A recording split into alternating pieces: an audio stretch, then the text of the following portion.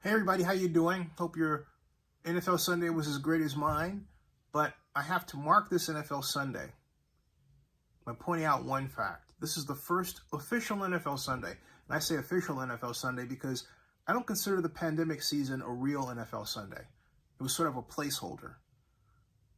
This is real. It has fans attending games.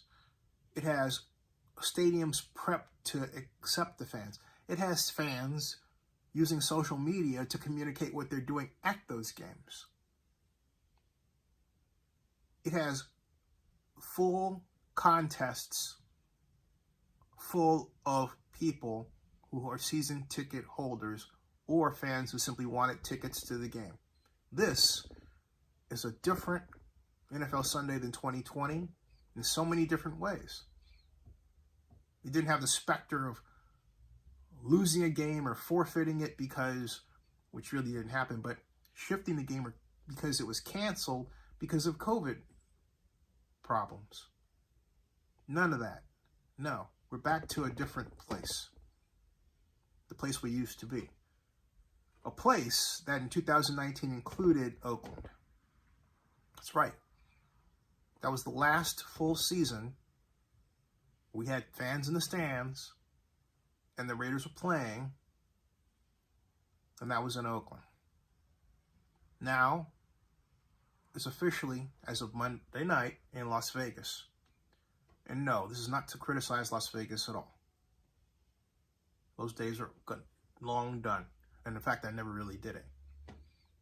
But it is to point out a fact and to admit a mistake that I made, but one that many have made in the economics profession. That wherever an NFL team goes, they quite literally take the market with them. It doesn't matter that the Raiders are in Las Vegas or Oakland. People want to see the Raiders. And so those eyeballs are going to be guided, and the effort to get those TV broadcasts to be accessible are going to be made so that people can see those contests. They are Raider fans. Or if they're not Raider fans, chances are they're fans of the team that the Raiders are going to play. Doesn't matter if it's the New York Giants or the Pittsburgh Steelers or the Los Angeles Chargers, which used to be San Diego. Another organization that is not mentioned on NFL Sunday this year. That cannot happen without there being an economic loss. Why? Because word of mouth, people talking about a city makes you curious about that city. I don't have to give you a study to have you know that's the case. But ask yourself this question. Why is it that these so-called economic studies only look at dollar flows in a local community and they don't consider the fact that you're talking about an organization that gains millions of mentions, perhaps billions of mentions, every single year, and brings along attention to the city that it happens to be in, because that city name is in its name. Chicago Bears, Miami Dolphins, Tampa Bay Buccaneers, Oakland Raiders, Las Vegas Raiders, Seattle Seahawks. You get the idea. When the Raiders were in Oakland, the town became branded by the Raiders just as Raiders became branded by the town. Now that the Raiders are in Las Vegas, as Mark Davis would say, and has said, Oakland will always be part of the Raiders' DNA.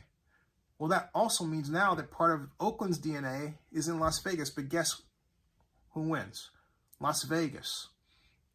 Las Vegas gets the mentions on Sunday. Las Vegas gets the mentions for Monday Night Football that Oakland got for so many years, decades. Now Vegas benefits from it.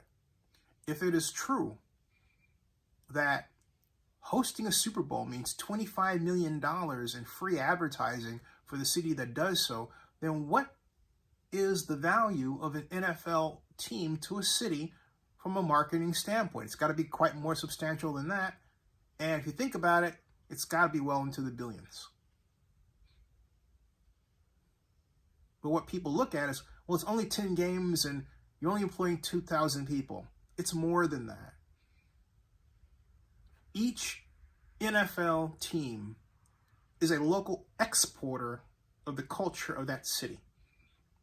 It causes you to look at that city, even if you're looking at just the stadium, or you're looking at, say, the Bay Bridge, or you're looking at, say, when the Warriors were in the finals, Lake Chalet, and the events that were held there by ESPN.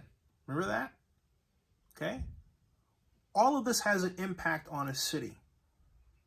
It helps you discover and therefore help its MICE industry places to go, which means you need a hotel to stay in, which means you have to understand what it costs to rent a car, what to watch out for, where you shouldn't park the car. In other words, being in Oakland and then spending your dollars in Oakland. That's something that the city of Oakland has completely taken for granted. That's something that most economic studies take for granted. We're looking at this all wrong. And where I made the mistake, and a number of people make the mistake even now, is in saying, well, there's not enough people to want to buy season tickets in that area. That's the wrong way of looking at it. There's a pull effect. When you bring that NFL team or NBA team or Major League Baseball team to that city, guess what? You are pulling their fandom with you. You're bringing in a market. The question shouldn't be just how big the market is locally, but how big the market is that you're bringing to the city. It's a big difference. It's a huge chunk. And then when you look at it that way, you've got to look at what happens if you cause an organization like the Athletics to leave Oakland. You got to look at it that way too. We need a complete sea change in how we look at the economic impact of teams on cities. Right now, it's not done right. I'm telling you, it isn't. It's malpractice. Subscribe to Zenny62 and bookmark oaklandnewsnow.com. And Oakland needs to get professional sports back in the city. It's the one best way to bring in people who want to spend money in Oakland, want to invest in Oakland, and who want to put enough money into Oakland to help Oakland solve its problems. But Oakland also has to enact, and I've said this again and again and again, AB 464, California Assembly Bill 464, to get money built by the billions to small business to, again, improve Oakland. Oakland hasn't done that. The city council's asleep in the wheel. It's another form of government malpractice that must stop. Thank you.